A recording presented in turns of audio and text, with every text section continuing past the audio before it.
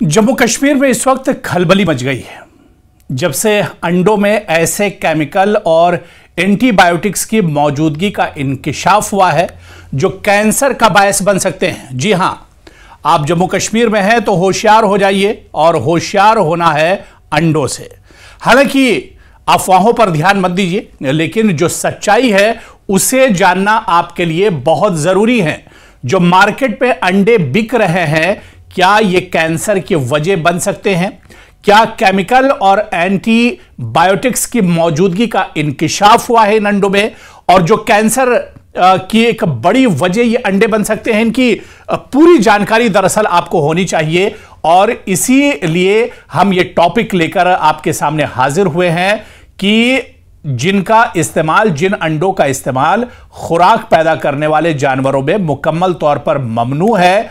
मामला दरअसल बहुत संगीन है अगर इसे देखा जाए, और अगर इसमें सच्चाई निकल आती है, क्योंकि अब इसकी पूरी जांच पड़ताल हो रही है, क्योंकि मामला इतना संगीन साबित हुआ है कि हुकूमत ने फौरी इंक्वायरी का भी हुक्म सादिर कर दिया है और महकमों को 48 घंटों में रिपोर्ट पेश करने की हिदायत दी है।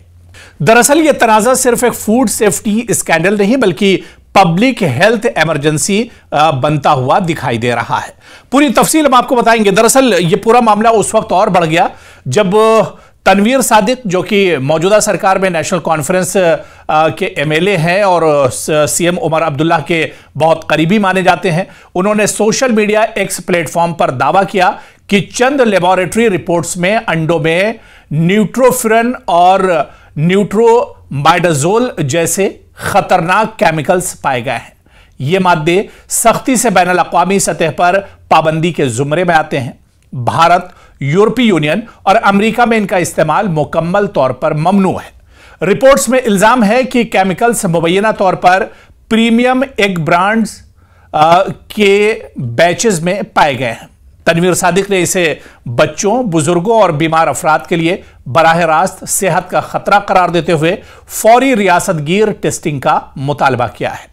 अब आप देखिए कि हुकूमत ने हंगामी हालात में महज 48 घंटों में इसकी इंक्वायरी का हुक्म दिया है कि 48 घंटों में इसकी पूरी शफाफ इंक्वायरी की जाए और इस पर जो रिपोर्ट हो वो सामने आनी चाहिए।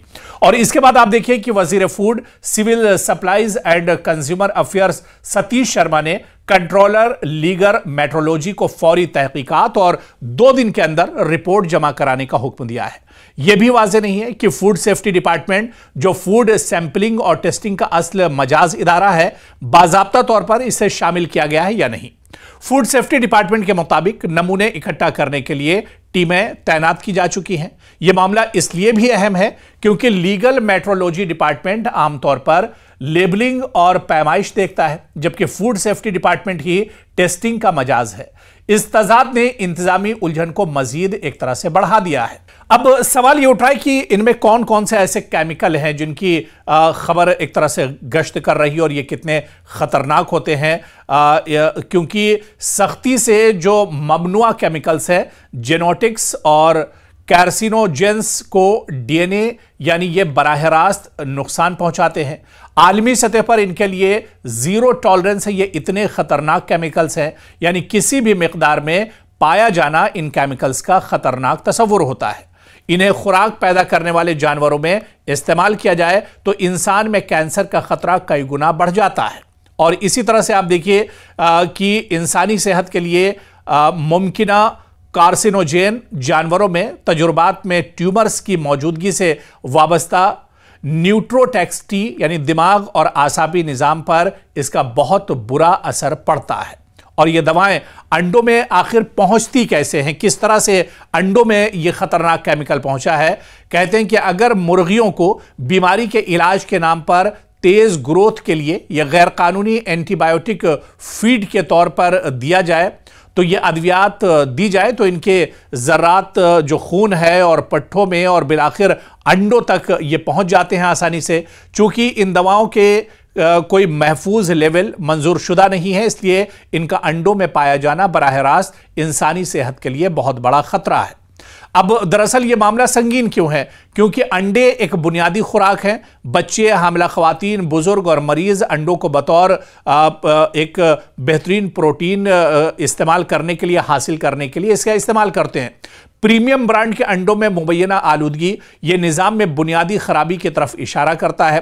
कैंसर का खतरा है, इंतहाई कम मिकदार में भी ये नुकसानदेह होता है, यानी इसकी सेफ लिमिट कोई नहीं है। यह बहुत कम लिमिट में भी आपकी बॉडी में जाता है तो आपको नुकसान पहुंचा सकता है।